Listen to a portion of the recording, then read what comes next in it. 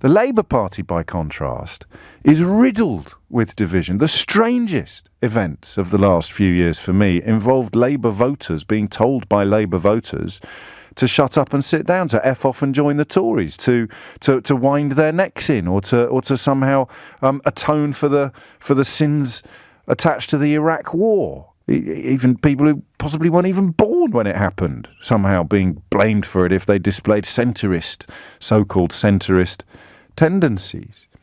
9 minutes after 10. So imagine I had just arrived here from the North Pole and I hadn't had any Wi-Fi. Imagine I had just arrived here. I just got off the proverbial boat and I said to you, why is the Labour Party so divided? What would you say to me? And seriously, don't laugh at the simplicity of the question, because I can't answer it.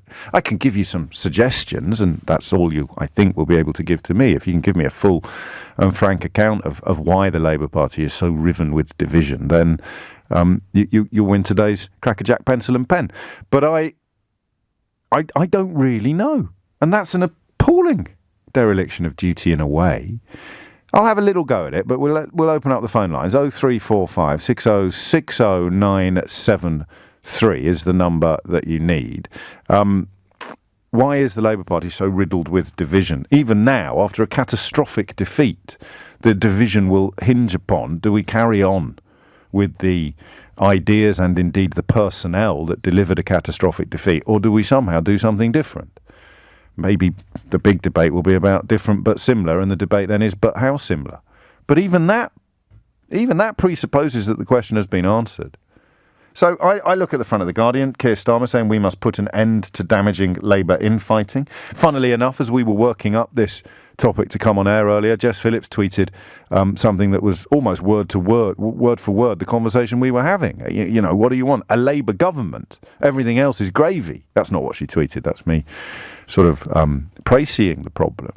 But then, of course, you know and I know that you only have to lift the lid on a couple of receptacles and you will be bombarded with the repetition of the last 2-3 years of abuse and negativity.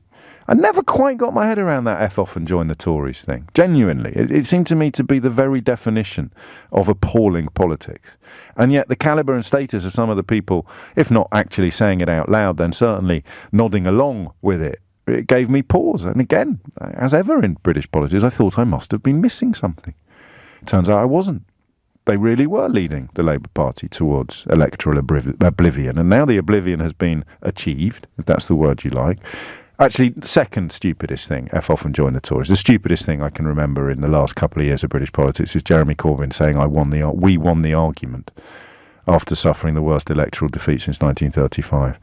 I played my mate at FIFA last night. He beat me 7-1. But I won the argument.